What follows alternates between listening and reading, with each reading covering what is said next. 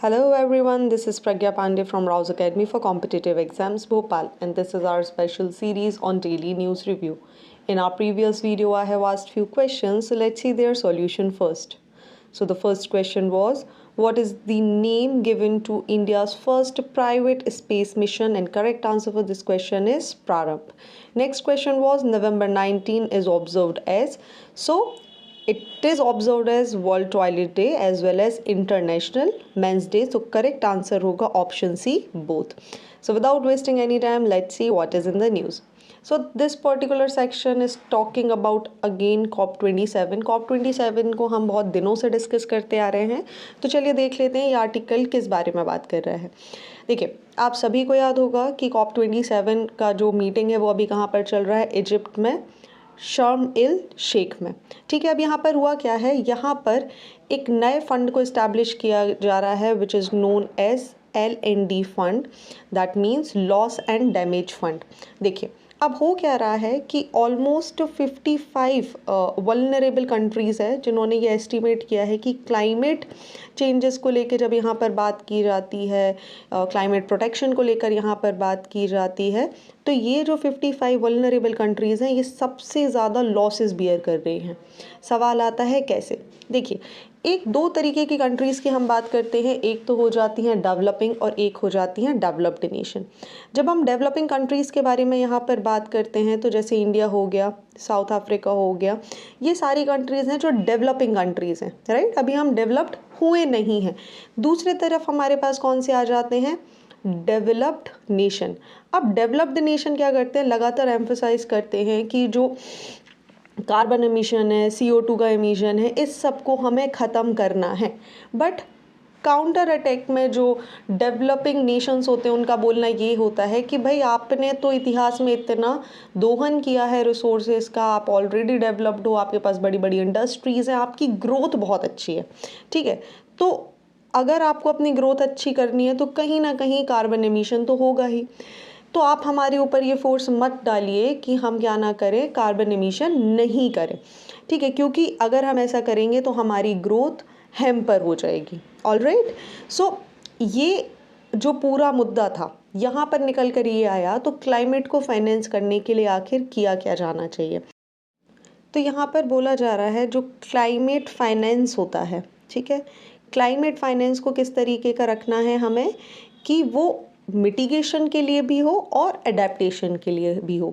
इसको शॉर्ट में ऐसे समझ लीजिए कि जब मिटिगेशन के लिए क्लाइमेट फाइनेंसिंग की बात की जाती है तो इस बात पे ज़्यादा फोकस किया जाता है कि हाउ टू रिड्यूस, ठीक है, जो फैक्टर्स हैं जो रिस्पॉन्सिबल है एनवायरमेंटल डैमेज के लिए, उनको कैसे टेक्नोलॉजी के थ्रू कम करना है ना. तो अब कंट्रीज़ क्या करती हैं, डेवलपिंग नेशंस ऐसी टेक्नोलॉजी को डेवलप करती हैं जो क्या करता है, मिटिगेशन के लिए वर्क करता है. ठीक है, तो यहाँ पर बात की जा रही है भाई मिटिगेशन की तरफ अकेले फोकस नहीं करिए.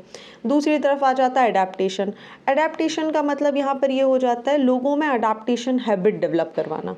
ठीक है, कि भाई अगर कार्बन एमिशन हो रहा है, ठीक है, तो फ्यूचर में उसके इम्पैक्ट क्या होंगे ये भी देखना है.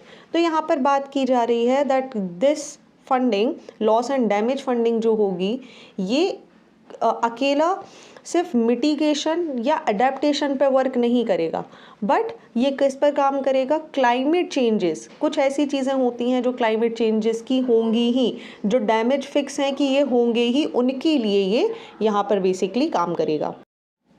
ठीक है, तो अब ये जो पूरा सेक्शन है ये बहुत इंपॉर्टेंट हो जाता है क्योंकि ये LND फंड, ये जो 2 हफ्ते से ये पूरी मीटिंग चली आ रही है, इसका सबसे इम्पॉर्टेंट पॉइंट है.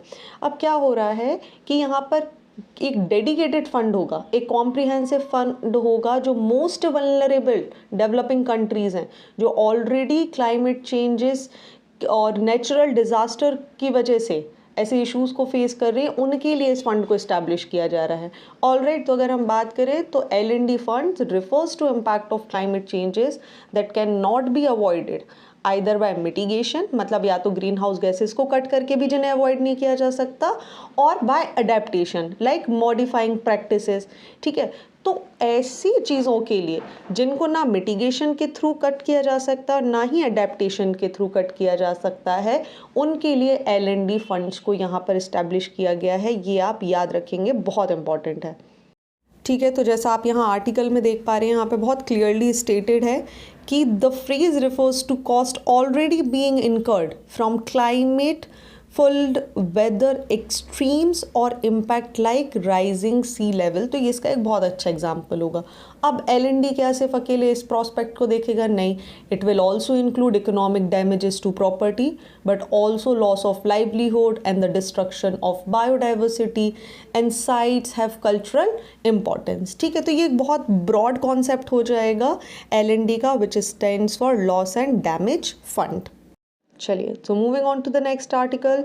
This article is very important. देखिए, आप इसको मार्क कर लीजिए, आपके एनवायरनमेंट पॉइंट ऑफ व्यू से बहुत ज़्यादा इंपॉर्टेंट है। बात किसकी की जा रही है? ये आप जिस बर्ड का पैर यहाँ पर देख पा रहे हैं, it is known as great knot. ठीक है, ग्रेट नॉट एक चिड़िया है, इसकी एक प्रजाति है, एक स्पीशी है। अब ये आइडेंटिफाई किया गया है कि ये जो मिस्ट्री थी इनकी माइग्रेशन की, कि भाई ये कहाँ से आती हैं क्या, तो भाई जब ये आई अभी रिसेंटली केरला की कोस्ट पे इनको आइडेंटिफाई किया गया। जो वर्ड वॉचर्स होते हैं, ठीक है, जो यहाँ पर थे PP श्रीनिवासन, इन्होंने आइडेंटिफाई किया कि ये जो माइग्रेट करके बर्ड यहाँ पर आई, जिसका नाम है ग्रेट नॉट, इसके पैर पर एक तरीके का ये टैग लगा हुआ था, जो आप यहाँ इमेज में देख पा रहे हैं, मैंने इसे हाईलाइट किया है, which stated TC32469 Moskva, which provided a vital clue कि इसका रशिया से कनेक्शन है। ठीक है, तो ये तो हो गई इसकी बात। अब देख लेते हैं आगे इम्पॉर्टेंट क्या है। तो यहाँ पर ये क्लियर हुआ है कि ये जो एंडेंजर्ड स्पीशी है ग्रेट नॉट की, ये रशिया से माइग्रेट करके कहाँ तक आई है? हमारे पास केरला के कोस्ट तक आई है। और ये पहली बार नहीं है कि ये सिर्फ केरला के कोस्ट तक आई है, इसके पहले भी इसको जामनगर गुजरात में भी देखा गया है। ठीक है, तो ये जिस रूट को कवर करती हुई आती है उसे हम बोलते हैं सेंट्रल एशियन फ्लाईवे। ठीक है, अभी मैं आपको इसको बताऊंगी, आप सिर्फ अभी इसको अपने ध्यान में रखिए। तो ये जो रशिया से माइग्रेट करके इंडिया में केरला तक जाती है, तो ये लगभग 9000 किलोमीटर का ट्रैवल करती है। चलिए, तो क्या यहाँ पर सिर्फ इतना ही जानना ज़रूरी है? जी नहीं, हमें पता होना चाहिए ग्रेट नॉट के बारे में। सो ग्रेट नॉट के अगर हम साइंटिफिक नेम की बात करें, सो इट इज़ कैल्डेरस टेनियोरोस्ट्रिस, जो कि आप यहाँ पर देख पा रहे हैं। ठीक है, ये देखने में काफ़ी छोटी सी चिड़िया होती है, लेकिन ये अपनी कैटेगरी की, अपनी प्रजाति की सबसे बड़ी चिड़िया होती है। ठीक है, अब हम यहाँ पर बात करें तो ये एक इंटरनेशनल माइग्रेटरी बर्ड है, जो कि ट्रैवल करती है कहाँ से? नदर्न हेमीस्फीयर से ट्रैवल करती हुई कहाँ तक आती है? सदर्न हेमीस्फीयर तक आती है। ठीक है, अब दूसरा पॉइंट यहाँ पर आ जाता है, हमने बोला कि ये ट्रैवल करती है सेंट्रल एशियन फ्लाईवे से। ठीक है, तो अगर हम बात करें तो ये हो जाएगा आपका सेंट्रल एशियन फ्लाईवे। ठीक है, ये रशिया से आई, रशिया से क्रॉस करती हुई ये कहाँ पर पहुँचेगी? इंडिया पहुँचेगी। India, Bangladesh, Pakistan, Arabian peninsula, और यहाँ से ये ऑस्ट्रेलिया तक आपको जाती हुई दिखाई देगी। ठीक है, अब इनके IUCN स्टेटस की बात करें हम, तो जी हाँ, ये एंडेंजर्ड कैटेगरी में है और रेड लिस्ट में इनको रखा गया है। चलिए, सेकंड इंपॉर्टेंट टर्म यहाँ पर फ्लाईवेज। सो फ्लाईवेज क्या होते हैं? देखिए, ज्योग्राफिकल रीजन में माइग्रेटरी स्पीशीज़ जो माइग्रेट करती हैं, उनका एक एनुअल साइकिल होता है, ब्रीडिंग करने के लिए, मॉल्टिंग करने के लिए, स्टैगिंग करने के लिए। सो ये एक पर्टिकुलर रास्ते में ट्रैवलिंग करती हैं। इस तरीके के लगभग 9 जोन्स हमारे पास हैं। ठीक है, जिसमें से एक है central Asian flyway. So next point comes कि कितने एरिया को ये कवर करता है। सो CAF की अगर हम बात करें तो ये यूरेशिया, बिटवीन द आर्कटिक और इंडियन ओशन के पूरे रीजन को कवर करता है। ठीक है, इंडिया के अलावा यहाँ पर आपको 30 कंट्रीज़ देखने को मिलेंगी जो CAF के अंदर आती है। So this is very important central Asian flyway. चलिए, so moving on to the next news. तो ये हमारे पास एक ओपिनियन है जिसे हम बाद में डिस्कस करेंगे। अभी नेक्स्ट न्यूज़ की तरफ चलते हैं, जो कि बात कर रही है अंडमान निकोबार ने क्या करा है? GI टैग के लिए सीख किया है। ये बोल रहे हैं कि हमारी जो निकोबारी बोट्स हैं, जो आप यहाँ पर देख पा रहे हैं ना, इसको बोलते हैं निकोबारी होडी, इसको GI टैग मिलना चाहिए। अच्छा, ये पहली बार है जब कोई यूनियन टेरिटरी ना बोल रही है कि भाई हमें GI टैग की ज़रूरत है। ठीक है, तो यहाँ पर देखिए, आप इसको पढ़िए अच्छे से। अंडमान एंड निकोबार ने डिमांड किया है, सीख किया है कि भाई हमारे पास GI टैग होना चाहिए निकोबारी हॉडी बोट के लिए। चलिए, सबसे पहले समझ लेते हैं कि आखिर ये हौडी होती क्या है। सो हौडी एक निकोबारी ट्राइब्स का ट्रेडिशनल क्राफ्ट होता है, ठीक है। ये इसको बनाते हैं। अब यहाँ पर इम्पॉर्टेंट क्या है, देखिए ये किसी से सीख कर नहीं आए हैं, ये कोई अनोखी कहीं और से किसी से सीख के नहीं आए। ये इनका एक ट्रेडिशनल क्राफ्ट होता है, एक ट्रेडिशनल बोट होती है जो निकोबारी ट्राइब बनाती है, जिसे हम क्या बोलते हैं, हाउडी, ठीक है। अब ये वेरी कर सकती है एक लोकेशन से लेके दूसरी लोकेशन पर, बट मेजरली जो इनके बनाने के तरीके होते हैं वो सेम होते हैं, ठीक है। एक इंडिजीनियस नॉलेज यहाँ पर चाहिए होता है जो निकोबारी ट्राइब्स के पास है, ठीक है। ये अपने एंसेस्टर से यहाँ पर सीखते हैं। अब सबसे इम्पॉर्टेंट क्या है, ये बनती कैसे है, तो देखिए ये पेड़ों से बनाई जाती है, जो भी लोकल अवेलेबल ट्रीज़ होते हैं उससे बनाई जाती है, ठीक। अब कुछ कंडीशंस होती हैं कि भाई किसी भी पेड़ से नहीं बनाई जाएगी। सबसे पहले तो लेंथ ऑफ फिनिश केन जो होती है, it has to be 12 times that of its width, ठीक है। अगर हम इसकी बात कर रहे हैं तो ये इसकी चौड़ाई से 12 गुना ज़्यादा होना चाहिए, ठीक है।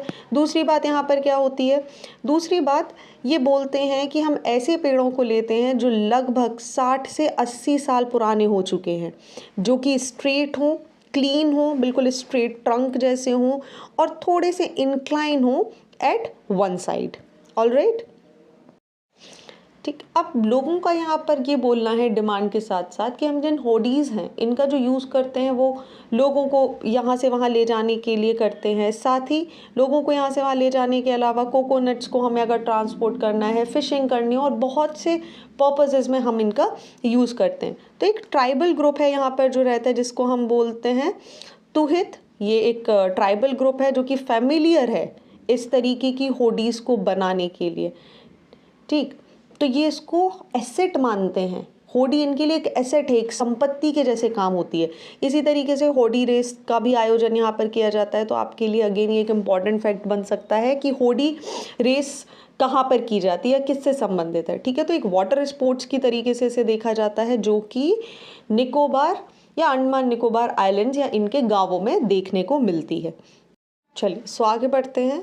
This news is very important, जहाँ पे बात की जा रही है 2 iconic battles and a massive infrastructure upgrade. देखिए जानने के लिए क्या ज़रूरी है, 60th एनिवर्सरी हो चुकी है 2 इम्पॉर्टेंट और आइकॉनिक बैटल की जो इंडिया और चाइना के बीच में हुई थी, जिसके नाम क्या क्या हैं, बैटल ऑफ वलोंग, ये आप यहाँ पर देख पा रहे होंगे, एंड जो कब हुई थी 16 नवंबर, एंड बैटल ऑफ रेजिंगला जो लद्दाख में देखने को मिली थी हमें ऑन नवंबर 18। इनको हम डिस्कस करेंगे बहुत ही ब्रीफली, लेकिन पहले जान लेते हैं आर्टिकल किस बारे में बात कर रहा है। तो ये 60th एनिवर्सरी को यहाँ पर कॉमेमोरेट किया जा रहा है, ठीक है। साथ में बताया जा रहा है कि कैसे इतनी हाइट पर इंफ्रास्ट्रक्चर्स को डेवलप किया जा रहा है और अपग्रेड किया जा रहा है, जो फैसिलिटीज़ हमारे पास पहले नहीं हुआ करती थी, ठीक है। तो इंफ्रास्ट्रक्चर अपग्रेड के बारे में जब यहाँ पर बात की जा रही है तो ये बता रहे हैं कि बहुत सारी सीरीज ऑफ टनल यहाँ पर बनाए जा रहे हैं, रोड्स बनाए जा रहे हैं, अंडरग्राउंड एम्यूनेशन स्टोर्स यहाँ पर बनाए जा रहे हैं कि कभी ऐसी कोई सिचुएशन अराइज होती है तो हम हर तरीके से प्रिपेयर रहें, जो कि हमने अपनी पुरानी गलतियों से सीखा है। सातवीं सैला टनल यहाँ पर डेवलप की जा रही है ना, और जो कि 13,000 फीट की हाइट पर सिचुएटेड है, जो कि एक बाई लेन टनल है। आपको पता होगा, आप मुझे कमेंट सेक्शन में सेलर टनल के बारे में बता सकते हैं कि एग्जैक्ट इसका सिचुएशन कहाँ पर है और इसकी खासियत क्या है। चलिए अब डिस्कस कर लेते हैं बैटल्स के बारे में। तो सबसे पहले बात की गई है बैटल ऑफ वलोंग। बैटल ऑफ वलोंग की अगर हम बात करते हैं तो 16 नवंबर को ये हुई थी। कहाँ पर हुई थी, वलोंग जो कि ईस्टर्न मोस्ट टाउन है मेनलैंड इंडिया का और लोकेट करता है लोहित रिवर के पास, वहाँ पर ये कंडक्ट हुई थी, ठीक है। 1962 का जो वॉर था हमारा, जो इंडिया ने काउंटर अटैक किया था चाइना को, उसको मैनेज करने के लिए वलोंग ने बहुत ज़्यादा इम्पॉर्टेंट रोल प्ले किया था। देखिए ऑफिशियल स्टेटमेंट भी यहाँ पर ये बताता है और सभी को पता है कि जो वलोंग था it was the only counter attack India could manage in this war, ठीक है। इंडियन आर्मी ने यहाँ से चाइनीज़ ट्रूप से लड़ते हुए 27 दिन तक इनको डिप्लॉय करने की कोशिश करी, इनको पीछे धकेलने की कोशिश करी, ठीक है। सो ये बहुत ज़्यादा इम्पॉर्टेंट हो जाता है, बहुत हाइट पर ये सिचुएटेड है। अगर हम बात करें तो 3000 to 14,000 फीट की हाइट पर इसका सिचुएशन है, ठीक है। और इसी का रिज़ल्ट है कि इसको कॉमोमरेट करने के लिए हमारी जो आर्मी है 60th एनिवर्सरी को इसने सेलिब्रेट करने के लिए एक बहुत महीने भर तक चलने वाले एक सेलिब्रेशन को यहाँ पर शुरू किया, जो 17 अक्टूबर से शुरू होगा। ठीक है, इसमें बहुत सारे इवेंट्स किए जाएंगे, 1962 के बारे में बहुत सारी बातें बताई जाएंगी और बहुत सारे एंड नंबर ऑफ गेम्स और सारा सब कुछ यहाँ पर होने वाला है। ठीक है, अब आ जाते हैं नेक्स्ट बैटल की तरफ, विच इज़ रजांग ला। चल, रजांग ला की बात करें तो इसको हम रेचन ला भी बोलते हैं। अगर इसकी लोकेशन की बात करें तो देखिए ये पास जो है वो लोकेट करता है eastern watershed ridge of the Chushul valley, जो चाइना बोलता है कि हमारा है और इंडिया मानता है कि ये हमारा है। अब देखिए ये जो बैटल हुई थी ये किसने की थी, 13 कुमाऊं रेजिमेंट ने। और जब हम 13 कुमाऊं रेजिमेंट के बारे में बात करते हैं और रजांग ला की बात करते हैं तो हमारे पास यहाँ पर किसका नाम याद आ जाता है, सबसे पहले शैतान सिंह का। चलिए उनके बारे में चलेंगे, लेकिन पहले देख लेते हैं आर्टिकल क्या बोल रहा है। सो 13 कुमाऊं रेजिमेंट ने यहाँ पर डिफीट किया था बहुत सारे पीएलए की बात करें तो हम चाइनीज़ ट्रूप्स की यहाँ पर बात कर रहे हैं। लगभग 18,000 फीट एल्टीट्यूड पर यहाँ पर लड़ाई की गई थी और जो ट्रूप है, जो कुमाऊं रेजिमेंट है, इसको लीड किया था मेजर शैतान सिंह ने 114 लोगों को लेकर। ठीक है, जिसको हम क्या बोलते हैं, चार्ली कंपनी या सी कंपनी। ये ट्रूप को लेकर इन्होंने इसको लड़ा था और फाइनली इंडिया को सेव करने में अपना पूरा योगदान दिया। सो आप ये याद रखेंगे जब हम रजांग ला के बैटल के बारे में बात करते हैं तो कुमाऊं रेजिमेंट, सी कंपनी या चार्ली कंपनी, जिसके 114 जवानों ने अपनी लास्ट ब्रेथ तक और लास्ट बुलेट तक यहाँ पर पीएलए के साथ यहाँ पर लड़ाई की थी। और इसी का रिजल्ट था जो मेजर शैतान सिंह है, इन्हें मरणोपरांत परमवीर चक्र दिया था, जिसे कंट्री का highest war time gallantry award बोला जाता है। साथ ही अगर आपको याद हो तो अभी कुछ ही समय पहले हमारे राजनाथ सिंह जी ने यहाँ पर एक मेमोरियल इनॉग्रेट किया था, जो कि अभी काफ़ी न्यूज़ में रहा था। चलिए, तो ये ओपिनियन किस बारे में बात कर रहा है, place for all refugee under India's welfare umbrella. देखिए इस आर्टिकल में बेसिकली क्या बात की जा रही है, जब हम ओपिनियन की बात करते हैं उसे हमें ओपिनियन पॉइंट ऑफ व्यू से ही लेके चलना है। आप इनके फैक्ट्स को, ओपिनियंस को आप एग्जामिनेशंस में डायरेक्टली यूज़ नहीं करेंगे अगर कहीं ऑफिशियल डेटा की बात आएगी। अब देखिए हो क्या रहा है, यहाँ पर जो मेजर हाईलाइट है इस पूरे सेक्शन का, वो बात कर रहा है रिफ्यूजी एंड स्पेशली विमेंस और गर्ल्स के बारे में यहाँ पर बात की जा रही है। तो देखिए आर्टिकल क्या बोल रहा है, अगर आप लास्ट 18 मंथ्स की ही कंडीशन देख लो, रशिया का यूक्रेन पर इन्वेजन, ठीक है, तालिबान का टेक ओवर कर लेना अफगानिस्तान में, या कोप जो म्यांमार में हुआ, या फिर कोविड की सिचुएशन, इससे सभी लोग परेशान हुए। लेकिन जो सबसे वल्नरेबल कैटेगरी यहाँ पे रही, जो उससे सबसे ज़्यादा परेशान हुआ है, वो है विमेंस। आप कभी भी कोई भी वॉर टाइम सिचुएशन उठा लो तो जेंडर बेस्ड जो वायलेंस है, ठीक है, कि भाई विमेंस के ऊपर ऐसी सिचुएशन में रेप्स होते हैं, डोमेस्टिक वायलेंस हुई, अगर हम कोविड की बात करें तो डोमेस्टिक वायलेंस बढ़ गए, रेप के केसेस यहाँ पर बढ़ गए, कभी डिस्प्लेसमेंट हो जाता है, यूक्रेन और रशिया का वॉर हो गया, डिस्प्लेसमेंट हुआ, तो जो सबसे बड़ा यहाँ पर सर्वाइवल ग्रुप हो जाता है, जो कंडीशन फेस करता है, वो हो जाती हैं विमेंस। तो इसी के रेफरेंस में यहाँ पर इन्होंने बात करी है 16 डेज ऑफ एक्टिविज़म। देखिए ये आपको पता हो जाना चाहिए, इट इज़ वेरी इंपॉर्टेंट। तो 16 डेज ऑफ एक्टिविज़म क्या है, ये जेंडर बेस्ड वायलेंस के अगेंस्ट एक एनुअल कैंपेन है जो 25 नवंबर से शुरू होती है और international day for the elimination of violence against women and runs through the international human rights day on 10th of December। ठीक है, तो हम इसकी बात कर रहे हैं 25 नवंबर से ये शुरू होती है और कब तक चलती है, 10th of December। तो 25 नवंबर को सेलिब्रेट किया जाता है international day for the elimination of violence against women, and 10th of December is celebrated as the Human Rights Day on 10th of December। Okay, so 16 days of activism ये campaign है। देखिए अब ये जो 16 days activism campaign है, ये gender based violence को ख़त्म करने की बात कर रही है और इन्होंने unite by 2030 to end violence against women initiative को यहाँ पर लॉन्च किया है, जैसे आप यहाँ पर देख पा रहे हैं, विच इज़ रिटन यूनाइट। और यहाँ पर इन्होंने बात करी है कि ये यूनाइट जो है इसमें हमें क्या करना है, वायलेंस को ख़त्म करना है विमेंस और गर्ल्स के अगेंस्ट बाय 2030। लेकिन ये हम अकेले नहीं कर सकते, इसमें हमें मेल्स की ज़रूरत है, ऐसे पुरुषों की आवश्यकता है जो क्या करें, जो इस चेंज को लाने के लिए आगे कदम बढ़ाएं। तो ये पर्टिकुलर सेक्शन यहाँ पर बात कर रहा है। चलिए नेक्स्ट इन्होंने यहाँ पर क्या बात करी है, ये तो हो गया कि पहले इन्होंने वर्ल्ड लेवल पर हमें सिचुएशन समझाई क्या है। यूनाइट स्टार्ट किया गया है विच इज़ UNITE 2030, जिसका मकसद क्या है, जो वुमेंस जो महिलाएं हैं और बच्चे हैं उनके खिलाफ जो वायलेंस उसे पूरी तरीके से ख़त्म करना। चलिए अब इन्होंने यहाँ पर बात करी इंडिया की कि इंडिया की सिचुएशन क्या है। तो देखिए इन्होंने बताया है कि when it comes to India, अगर हम ग्लोबल लेवल पर इंडिया को कंपेयर करने की बात करें तो जो भी इंडिया में लोग हैं या महिलाएं हैं जिनकी हम बात कर रहे हैं, तो इंडिया ने भाई यूनिवर्सल सफरेज दिया इमीडिएटली। जैसे ही हम आज़ाद हुए 1947 में, इंडिपेंडेंस के बाद तुरंत ही हमने क्या कर दिया, यूनिवर्सल सफरेज यहाँ पर प्रोवाइड करा, मतलब वोटिंग राइट्स प्रोवाइड करे। साथ ही अगर हम बात करें तो हमने पंचायत में रिजर्वेशन दिए, हमने एजुकेशन में रिजर्वेशन दिया, जेंडर इक्वालिटी को प्रमोट करने के लिए, गर्ल्स चाइल्ड को सपोर्ट करने के लिए बहुत सारी अलग अलग प्रकार की स्टेट गवर्नमेंट्स स्कीम चलाती हैं, सेंट्रल गवर्नमेंट स्कीम चलाती है, नारी शक्ति योजनाएं हमारे यहाँ चल रही हैं। तो ये कहीं ना कहीं बताता है कि इंडिया व्हेन इट कम्स कि वुमेन्स की पोजीशन क्या है, अगर हम उसे कंपेयर करें तो इंडिया उसमें बहुत आगे है। ठीक है, तो यहाँ पर इन्होंने बहुत अच्छे से इस पॉइंट को रखा है कि इंडिया की अगर हम बात कर रहे हैं तो हम उन कंट्रीज़ में शुमार हैं जिन्होंने आज़ादी के तुरंत बाद इक्वालिटी की बात करी, पंचायतों में रिजर्वेशन दिए हैं, रिप्रेजेंटेशन की बात करते हैं, और साथ ही डोमेस्टिक वायलेंस और ऐसी चीज़ों को ख़त्म करने के लिए इंडिया लगातार बहुत स्ट्रिक्ट लॉज लेकर आ रहा है।